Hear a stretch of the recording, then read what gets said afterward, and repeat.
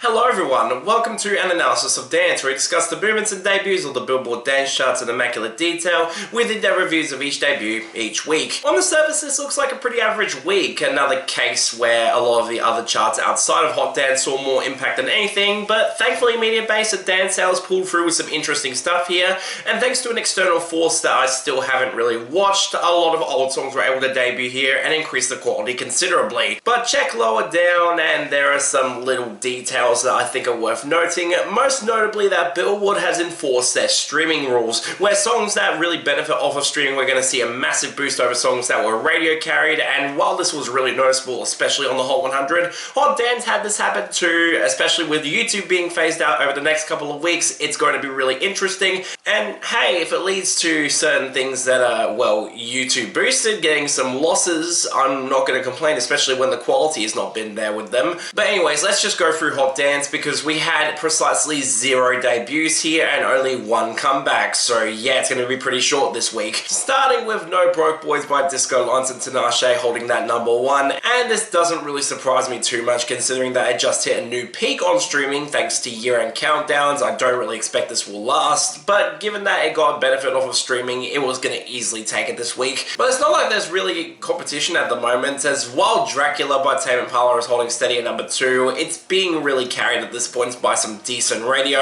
as it looks like streaming is really throwing this out fast, and yeah, that's a shame, but hey, at least hit #1. Unlike Let the World Burn by Chris Gray Rebel and Cried at #3, which again, this is one that definitely benefited the most from this, considering that streaming is all this has, and given that it's rebounding there pretty considerably, it was very close to hitting the Hot 100 again this week. Geez, really telling that the people who are behind this song would probably be so annoyed about this not making the Hot 100. It's been really close multiple times now. But more interestingly, it actually managed to overtake Turn the Lights Off by Kato featuring John at #4, and this, unfortunately, is probably the biggest casualty of the streaming boost, considering that it lost out on that pretty fast and sales were going to be the only thing that really kept this around. I'm not surprised, but hey, I'm at least happy it hit the Hot 100, even if it is a big casualty of this new rules change. Certainly not the case for I Run by Haven featuring Kaylin Arrogant at #5, which still has decent streaming even if there's no real radio support outside of dance radio. Guys, we can push it. It's not exactly a hard song to sell, even with all the controversy. And on the topic of streaming boosted songs that refuse to go anywhere, we've got Victory Lap by Fred Against Skepta and Plaque Boy Max at #6. Quite frankly, I'm amazed that this is still sticking around,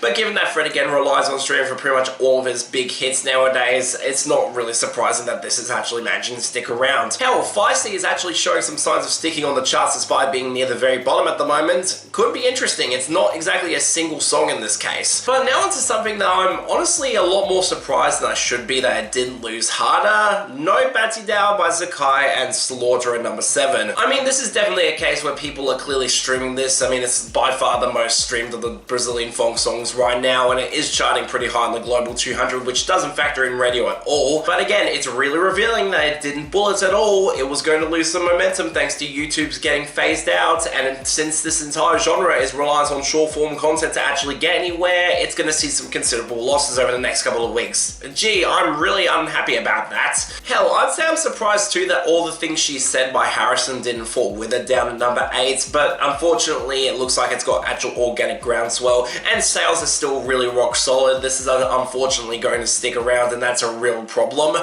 And speaking of problematic, both of those goddamn Ian Asher songs are still here, with Desire with Ollie Alexander at #9, which is at least doing better around the world. I can understand why it's sticking around. Certainly more understandable than that atrocity that is Blackout Day Stay Away with Fantagram at #10. And once anything with actual lace comes around, these are both going to get kicked off, and good riddance too. They're not remotely good. But again, when you go outside the top 10, I think it's really telling that a lot of the songs that lost out or actually fell off the charts were songs associated with YouTube. And again, with that getting phased out, these are going to lose even more in the next couple of weeks. I mean, it's really revealing that the only dropout was for Lua Napraka by those 4 funk artists I can't be bothered to name because the song is hot garbage. And again, it's another case where YouTube benefited this one hard, and it had already peaked on streaming months ago. Yeah, this was going to lose. Thank God. Hell, on that note, it's really revealing that our 2 falls are Monte Again Meow by Lena at 19 and Monte Again Rugada Spider by Safos, Cape and Jandro at 18.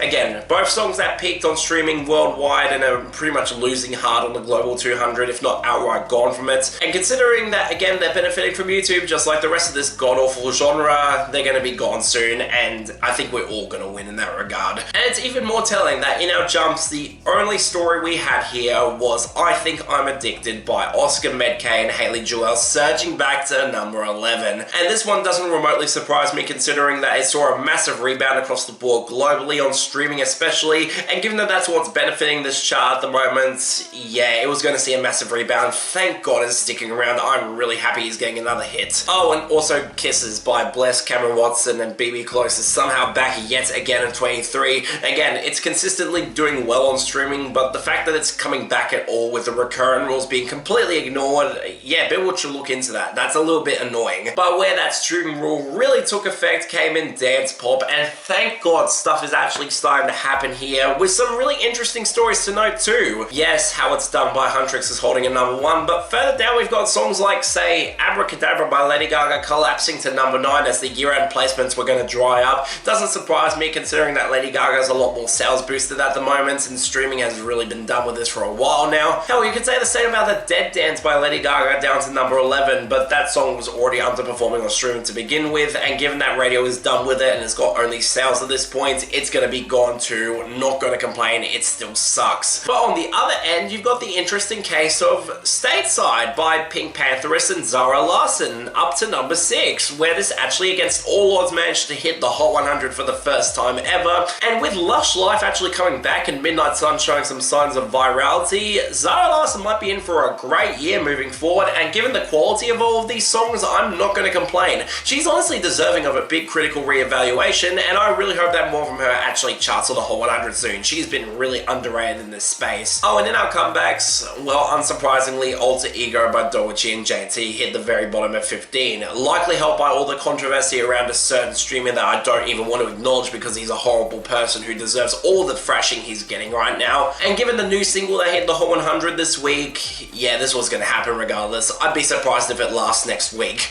And thanks to that external source that I referred to earlier, we actually got a debut here. And I can't believe I'm saying this, but number 8, Upside Down by Diana Ross. Inside out and round, upside down. Boy, you turn me inside out and round. I mean, come on, it's just goddamn unfair with this one. Thanks Stranger Things for giving this the sort of upwards momentum to chart here for the very first time ever. Unsurprisingly, this was going to get a big rebound. I mean, this is one of the greatest songs in all of disco and one of the most influential, and quite frankly, it was a number 1 hit back in the 70s. I'm not remotely surprised that it's getting a big revival now. And quite frankly, it's a sign of not just how tapped in the soundtrack creators are. Seriously, with songs like this and Purple Rain getting revivals, it's genuinely insane to me, but also the general public who are willing to give this a second wind. And I mean, come on, it's a classic. It absolutely deserves it. It is excellent. The strings sound immaculate. Diana Ross's natural charisma shines through, and I'm thrilled that she's still around and performing. She's one of the legends of disco and R&B for a good reason. The key changes between the verses and the hook are incredibly smooth, and to top it all off, you have one of the most iconic hooks of all time that is well written, well paced, and really does work well in terms of capturing not just that love-struck emotion that Diana Ross is feeling, but also the fact that she's flipping her entire career upside down. This was a pivot away from her classic R&B into something a lot more disco-leaning, and something that definitely would have been a bit of a risk for any other artist, but given her popularity and natural charisma, it worked wonders for her, and the song's still obviously a classic at this point. And I mean, for good reason too. It's a classic, it's excellent, and quite frankly, I really hope it continues to go up in momentum and notoriety. We could really use a revival for this. This is really worth revisiting if you somehow haven't already. And on the topic of surprises, well, I mean, it was pretty obvious that dance streaming was going to benefit a lot from, well, the streaming boost that the entire chart got this week. I mean, for one, Huntrix actually took back number 1 with How It's Done, which was not exactly a close race there. It wasn't surprising considering how consistently good the streaming has been for that movie. But further down, you've got some interesting cases and some big debuts, and also closer by the Chainsmokers and Halsey at 13. 14. Again, not surprising, the nostalgia is still there for older years. But in our debuts, well, Upside Down by Diana Ross actually managed to debut here at 14. Much bigger than I think anyone expected in terms of streaming. I can only hope it goes up next week. And the most interesting case, Stateside by Pink Pantheress and Zara Larsson at number 9. And really, this is a massive debut across the board. Doesn't surprise me considering the virality that it's getting right now, and it's still a really good remix. I definitely prefer it to the original. But still, this feels really impactful, and quite frankly, I really hope that another Pink Pantheress song gets viral. I mean, you've got Romeo and Stars, and especially Tonight's, that all deserve this a lot more, and I really hope they get there soon. Hell, it kind of makes dance sales feel a little bit more redundant than it should, and really that's telling because Kato and John are at number 1 with Turn the Lights Off, a song that's really losing out across the board. But further down we had some interesting cases like, say, No Broke Boys by Disco Lines and Tinashe at number 8, which was going to lose momentum anyways. The sales were not going to last after year-end season died off. And Jump by Blackpink actually rebounding to number 9, which doesn't surprise me considering that Blackpink's audience are the type that would absolutely buy a song multiple times in order to actually get it sticking around. Although in this case, it's well off the charts at this point, so it doesn't really matter as much as, say, BTS did back in the day. But just like with dance streaming, where things get really interesting comes in our debuts and comebacks. And look, while it is a little bit annoying to see some regular songs that won't go away at all coming back, like, say, Your New Morning Alarm by Marco Rebele at number 3, alongside Dracula by Tame Impala at 15. Kind of surprised this is back, but hey, I'm not going to complain. But if you want to also talk about classics that are getting another sales push thanks to Stranger Things, well, that takes us nicely to number 14, Fernando by ABBA. The stars were bright, Fernando. They were shining there for you and me, for liberty, Fernando. Though we never thought that we could lose. I mean, another case of just being completely unfair, although in this case I will admit that it's not one of my favourite songs that ABBA has released or anything. I mean, compared to some of their other big hits like Mamma Mia or Voulez-Vous or Gimme Gimme Gimme, I don't think Fernando is one of their best songs, but it's still really damn good, if not outright great, and quite frankly it's aged really well, all things considered. The charming piano melody that flows really nicely against the backing synths and the marching band snares, all against a sort of communal feel where the harmonies from ABBA are just excellent here and sound gorgeous to boot, all servicing the sort of track that reminisces over two soldiers who used to fight in a war, looking back at that time and spending some quality time together, where you can tell that their natural bonded chemistry is absolutely there, and it's the sort of thing that's really aged really well, especially nowadays, especially with that whole communal feel of the harmonies coming together really well. It does create more of a sing-along campfire experience, which for a song like this is absolutely what you need. Almost enough to disguise the fact that there's not really any sort of low-end bass presence that really works well for me, and while the hook is good, it's not one of my favorites from this band, and it does take a while to get going, but still, it's absolutely a classic. I can understand why it's getting a big revival, and while again, it's not one of my favorites from this band, I am thrilled to see it here regardless. Really solid song. Number 13, Talk to Me by Robyn. Just hit me up and talk to me, work up a vibe. Sometimes I get so lonely. So baby, won't you talk to me till I've arrived? But if you want something that I'm even more excited, well, that's honestly kind of surprising that it's coming from Robyn of all people, but the fact that this debuted considerably early and is likely to surge up next week indicates to me that this is a much more popular song than even Dopamine was. And when you get to the track itself, this might be one of the best things that she's released in a long time. I really enjoyed this, it's great. Much more of a driving mid-tempo song with some absolutely stunning synth production that plays well against the twinkly backing tones that flow into a phenomenal hook, or with a sort of uplifting and hopeful atmosphere that really plays well into the content, where she's absolutely just looking for this guy to actually talk to her. Not even jumping heavily into the romantics of anything, just looking for someone to actually cure her loneliness and actually give her some attention. It feels a lot more mature in that regard, and again, it's looking really interesting with this rollout. Robyn's been a lot more consistent with the mature emotions that she's going for, and just like with someone like Olivia Dean, she knows how to play into it well with the production. This sounds great, and when she has the charisma to do it, all against some absolutely fantastic production and a really sticky hook, yeah, it doesn't surprise me that the fans are on board with this one in a big way, and I really look forward to seeing it debut on Dance Pop next week if it has any sort of upwards momentum, which I absolutely think it will. Just an all-around all-around great song, and now I'm really on board with this rollout because between this and Dopamine, I have been fully on board with these songs, and Dopamine grew on me a considerable amount as is, so yeah, this is great, worth hearing. But if you want something on the total opposite end that doesn't have any reason to ever get any sort of attention, number 10, Let 'Em by Waking Up Christopher. Need to tell my side of stories. I don't need no closure. The lack of accountability is a disappointment, but I just let them go cause ain't nobody stealing mine. Okay, look, I want to be as nice as I can here because pretty much on the surface, anyone knows exactly what this is. This is an AI-generated song by an artist with next to no name recognition at all, with a name that reminds me of a pop punk band more than an actual producer. And given that the guy's streaming numbers are not remotely good, it's pretty obvious that this is outright botted or manipulated sales tactics to actually get on this chart.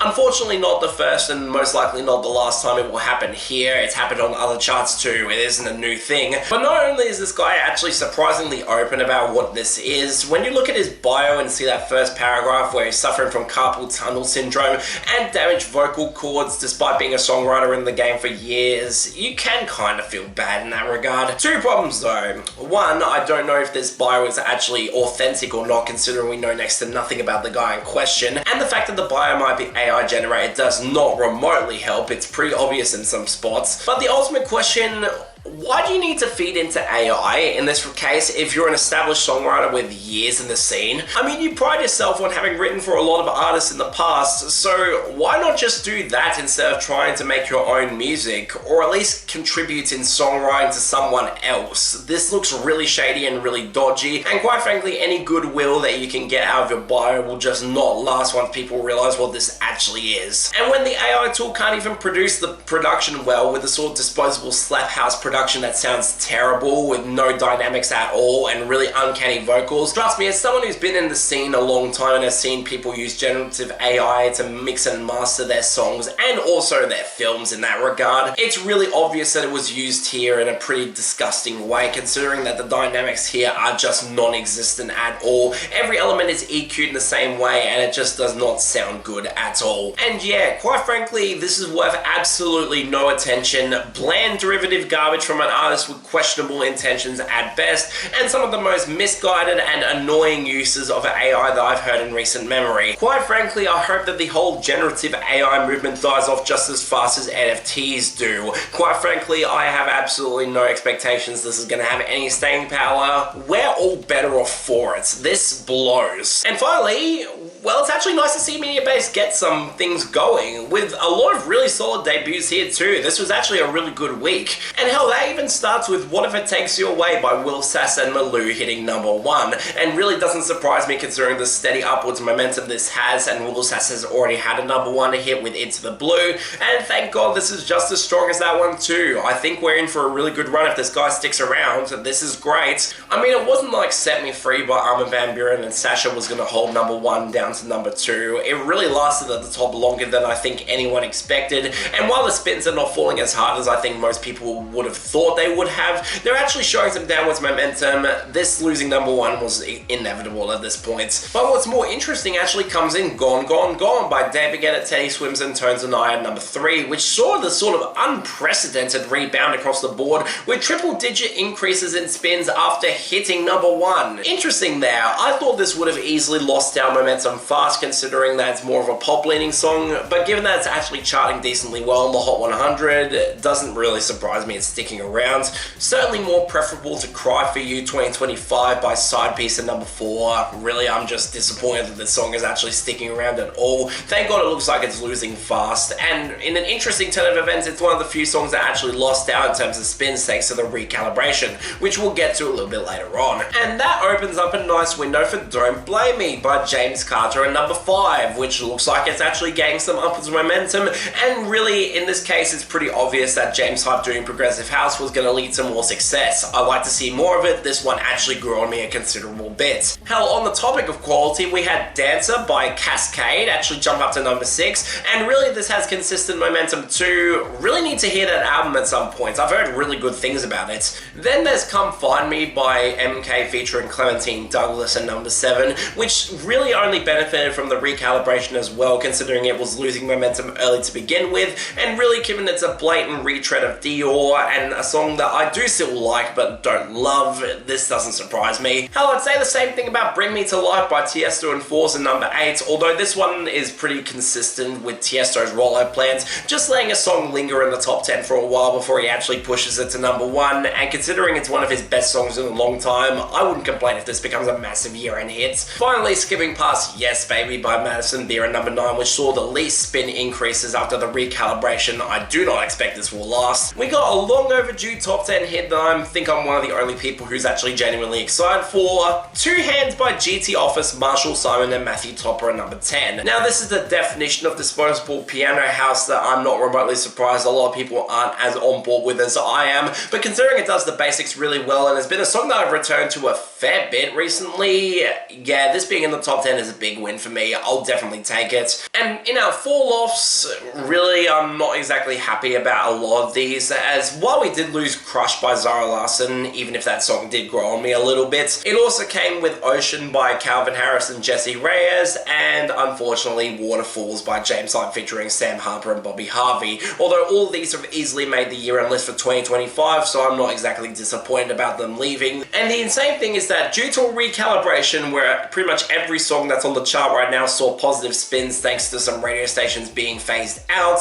we resulted in absolutely no falls at all. Interesting. And given we had no comebacks either, this would be where the jumps would be something to be positive about, and my god, it does not look good at all. Yes, Dopamine by Robyn actually jumped up to 40. It looks like it's actually getting some momentum here while Talk to Me is getting pushed to alt radio. Interesting. But when the other jumps are Love You for Life by Loud Luxury featuring Emily Roberts at 27, Call You Back by Leighton Jordani, Genesee and Bino Rain at 36, and especially Girls MIA by Anima and Adam Seluk featuring Carly Gilbert at 37. Yeah, yikes, these are not remotely good and I hope they don't stick around. And since, on the unfortunate note that Billboard didn't actually have any new debuts on their charts this week, we turn over to the Mediabase, and thank god that the two songs that I've already covered are both excellent. I mean, you had the obvious push of I Think I'm Addicted by Oscar Medkay and Haley Joel at 44. If they didn't push this, that was money on the table being completely wasted. This doesn't remotely surprise me and I really hope it continues to go up. But alongside that, you got Deeper by Disclosure and Leon Thomas at 47, an act that's not been remotely consistent on Dance Airplay their entire run and really has only had one major hit on the Billboard charts with Latch, but it seems that thanks to Leon Thomas's easy radio pull and the fact that this is one of the most mainstream, accessible and welcoming songs that Disclosure has made in a long time, it was gonna see an easy push here. I can only hope it sticks around. Excellent track, grown on me a considerable bit as well. But on to those other three debuts. Unfortunately, starting off pretty rough with number 50, Lay It On Me by Frank Walker, Josh Ross, and Norma Jean Martine.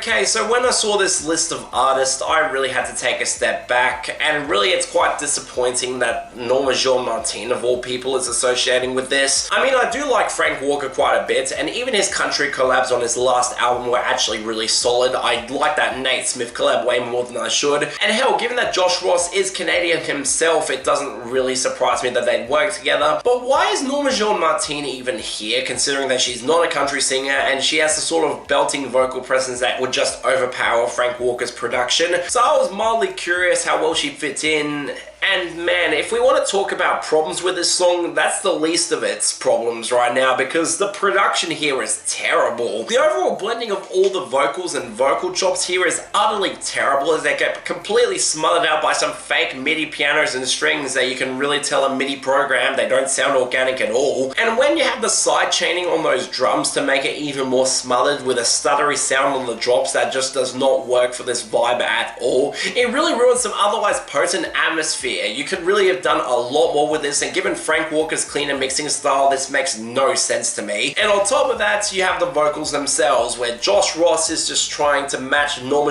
Martine's level of belting, and with the vocal mixing being so horrifically bad, where his voice clips the front of the mix when he belts, on top of the fact that this guy just doesn't have the sort of voice for it, he's a lot better going for a much more lower range. Yeah, this just turned out to be an utter disaster on so many levels in terms of production, which is kind of a shame because while the atmosphere is definitely smothered out, you can at least hear it. It's got at least a little bit more of an uplifting vibe. And even through all the vocal mixing, Norma Martine still sounds good. She definitely fits a lot more than I expected on this production, and she could have been a lot more welcome here than she actually was. But unsurprisingly, given that the vocals and production overall just sound atrociously bad, it drags this down to being pretty damn rough. And considering how much I hold Frank Walker to high standards nowadays, especially with some really good single choices from Origins, this is inexcusable. Not the worst thing he's made when Like Gold exists, but yeah, I can't call this remotely good. Skip it. Number 48, Waiting for You by Two Friends featuring Natalie Jane.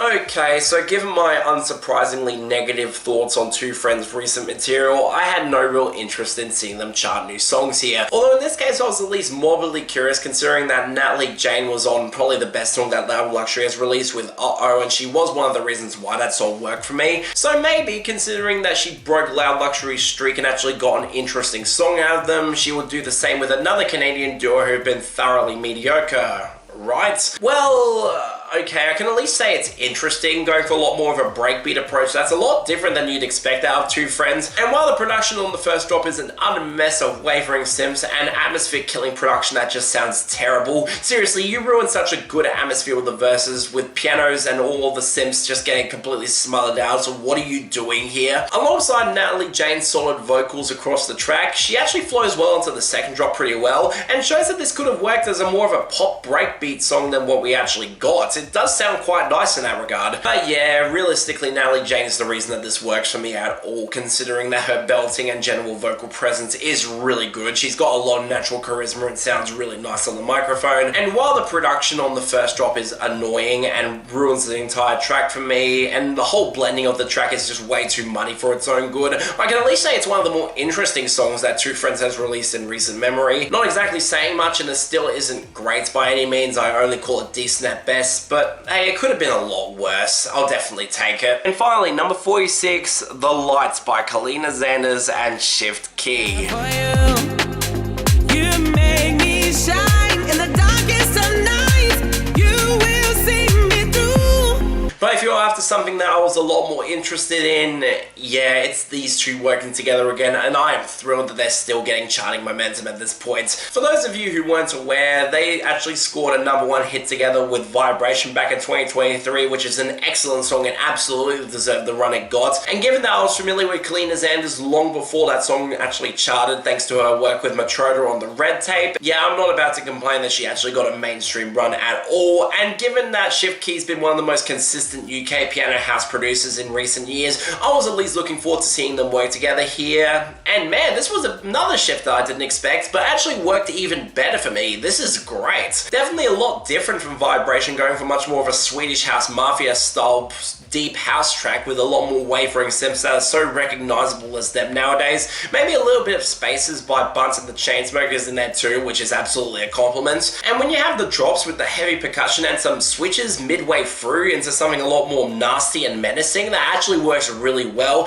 especially with those stuttering synths that sound gorgeous. Yeah, that really worked well for me. And when you have Kaleena just belting as one of the best vocalists in mainstream EDM right now, where she's got the sort of natural personality to flow over the breakbeat adjacent verses really well and flows quite nicely into the drops. Yeah, I was fully on board with this, and with those switches, it absolutely stood out a lot more than I think I could have ever expected in 2025. So yeah, genuinely great. I really hope this sticks weeks around, even if I don't really see this being the same sort of massive hit that Vibration is, but given the quality, I would definitely not complain. Really worth hearing. And yeah, after that, we actually got a really damn solid week where, unsurprisingly, Stranger Things really helped push a lot of the quality here, and given that the best is easily going to Upside Down by Diana Ross, which is pretty obviously going to get it, it's a classic. And look, while I do think that Fernando was close to the honourable runner-up, it's not one of my favourites from ABBA, and hell, alongside The Light, which would have been a really close contender, we're actually going to give honourable runner-up to